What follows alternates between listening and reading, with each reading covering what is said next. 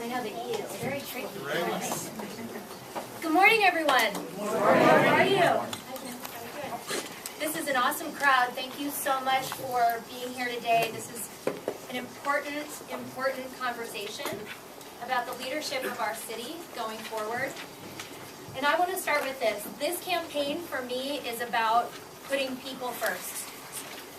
And this election that is coming up in the next few months is not just about what the next 4 years are going to look like for this city. This is about what we are doing for the next generation of our city. Our city's at a critical point. I've talked to a lot of you coming into this, and I think you all agree. It's at a critical point. We have set into motion an unsustainable path of growth and development that is pitting people with money and power against the people of our neighborhoods and our community.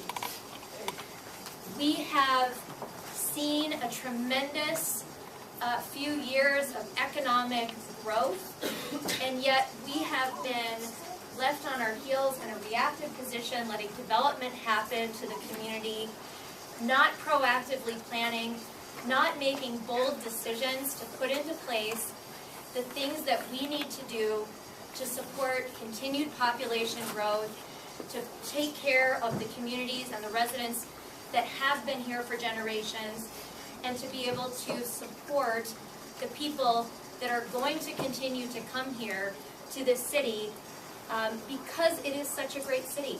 We are not doing what we need to do to protect quality of life. And that's why I'm running. I know we can do better with good leadership, with working with the community, with putting people at the table to have that conversation. And I know that because I've been doing that with you all, with neighborhoods across the city for the last 13 years in Denver. I've been a neighborhood advocate. And I want to be clear about that. I have been positioned in the media in some ways as a developer. I am not a developer. Yay. I have never been a developer. I have never worked for developers. My whole career has been working with communities, working with residents, working with neighborhoods, working with small businesses, helping people come together and do together what they were unable to get done alone in their communities, facilitating conversations with the city, with the municipalities to get things done, and have achieved some incredible things through that process by building a table where everybody is welcome to be part of the process and conversation, by navigating through complex challenges. And so I want to share a little bit of those experiences with you and where I'm at on some of the big issues facing Denver right now. I also want you to know, in terms of my approach, which I think is a differentiator for me in this campaign, because I have been doing it, working with neighborhoods, working with the city on every level from policy to potholes. I've worked with every department in this city. I've pushed innovative policy through city council. I also am a graduate of CU Denver School of Public Affairs, and I've spent my whole career studying cities and how they work and where they break down in the process and really serving communities as cities see this massive influx of people coming back.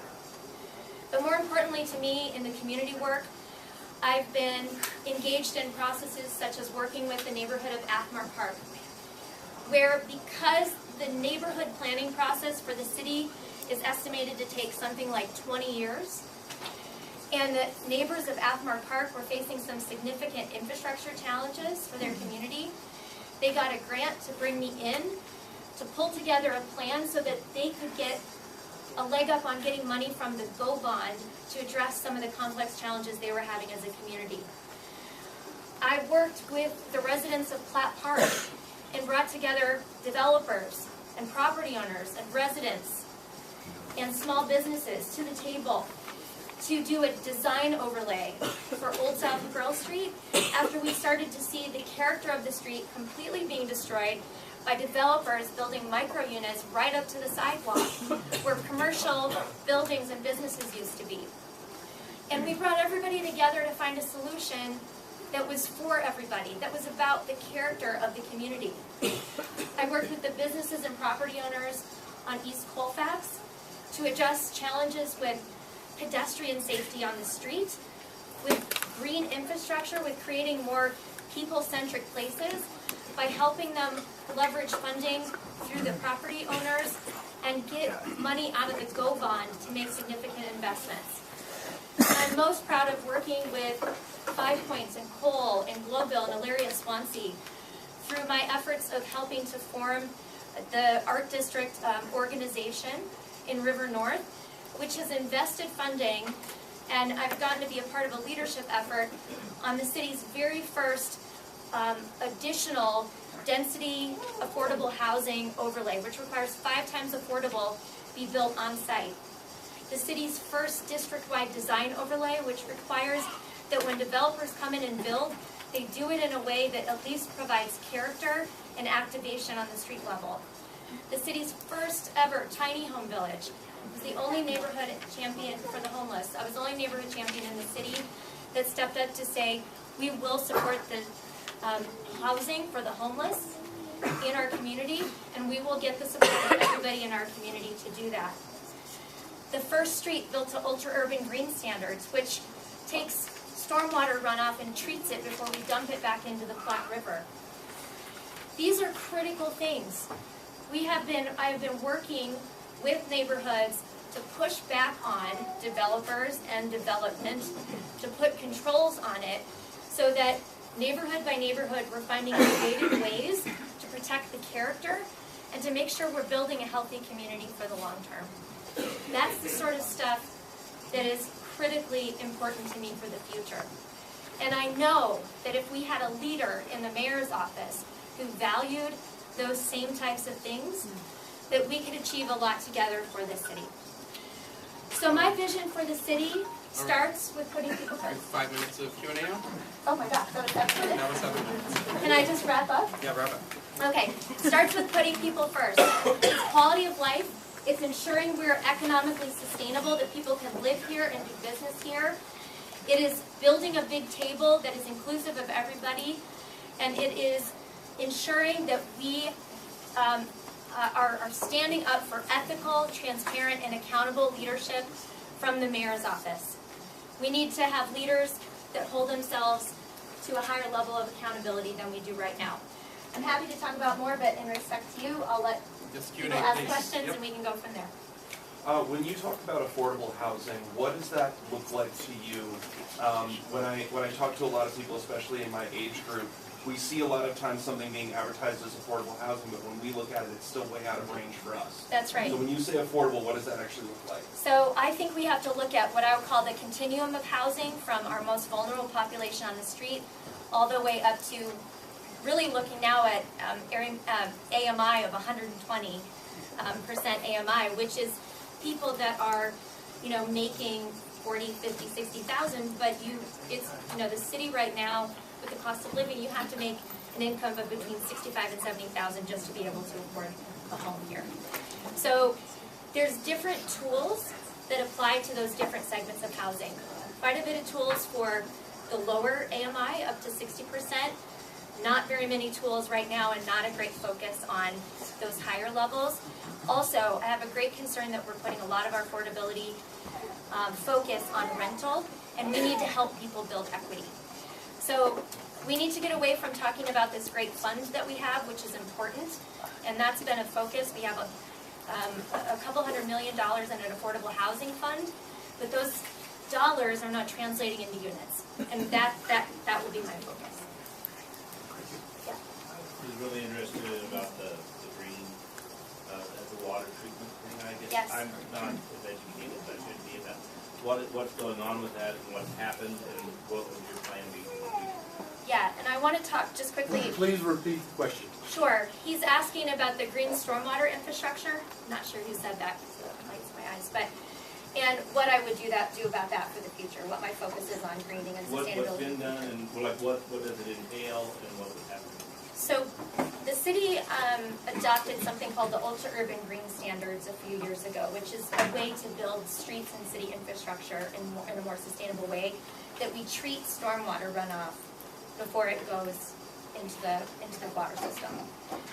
And so Brighton Boulevard was the first street in the city built to those standards, which means there are bioswales built all up and down the street.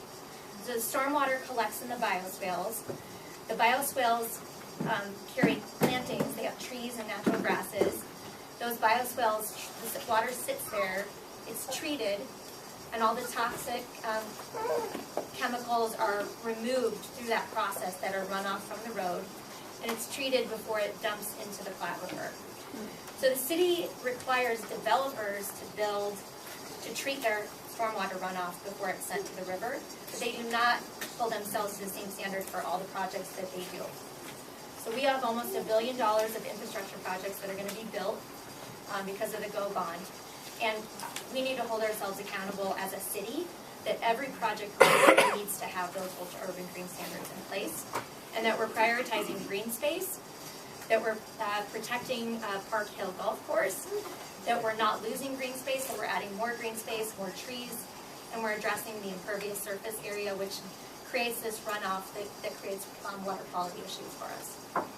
So the bioswales, I'm sorry, is that, I mean, I guess I can look this up myself, I'm sorry, but like, how difficult is that going to be for those projects to put those structures in old neighborhoods?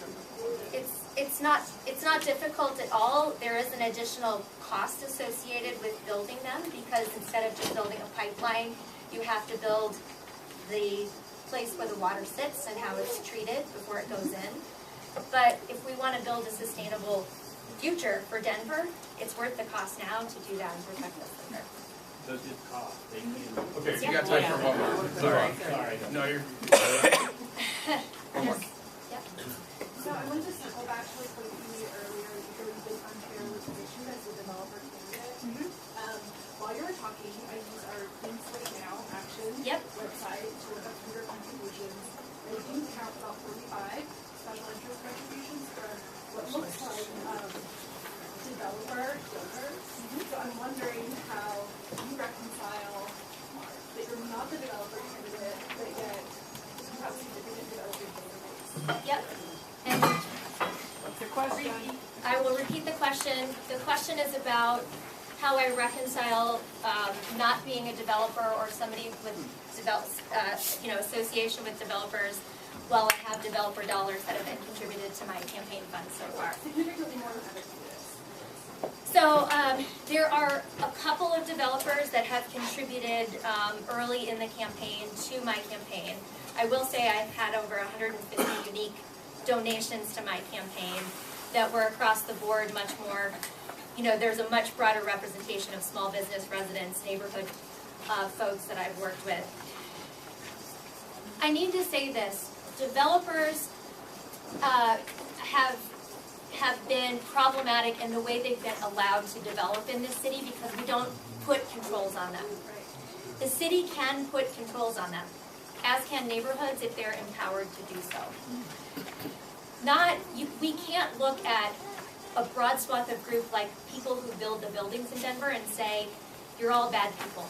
All of you go away, because development is going to happen. I think the better approach is to say, come to the table with residents, with the city, with small business, with all the different communities, and let's find a way to make this happen, but in a thoughtful way that moves that forward. I have worked with developers across the city that do that. There are some really thoughtful people in this community who are trying to build affordable, sustainable development, who are trying to do something different, who are preserving historic structures to put small business back in. And I think those people are doing great things for our community and providing economic opportunity. Give an example. We don't have time for her to give an example. We have many other people who also need to speak.